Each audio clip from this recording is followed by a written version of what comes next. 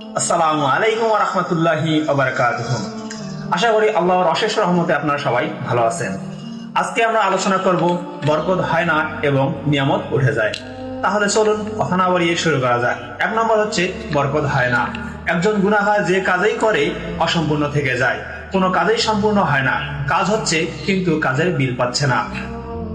বড়লোক বিয়ের জন্য মেয়ে দেখতেছে, খুশি হয়ে যাচ্ছে, কিন্তু পরে আর যোগাযোগ করতেছে না। ছেলের ব্যবসা কোনো উপায়ে খুঁজে পাচ্ছে না।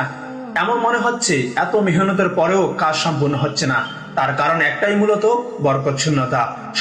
সময়ের মধ্যে কোনো বরকত নেই, সুস্থতার মধ্যে কোনো বরকত নেই। 22 বছরের ছেলে এসে বলে আমার লরেক তেল, 18 বছরের যুবক এসে বলে আমার জীবনে এত কষ্ট কেন। তার জীবনে এত কষ্ট, মনে হচ্ছে সে আর দুনিয়াতে বেঁচে থাকতে যাচ্ছে না। এগুলো মূলত একটাই কারণ, তা হলো বরকত শূন্যতা। এমন ঘরও আছে প্রতিটি সদস্যই উপার্জন করে কিন্তু খরচ সংকুলন হয় না। এটার মূলত একটাই গুনাহের প্রভাব।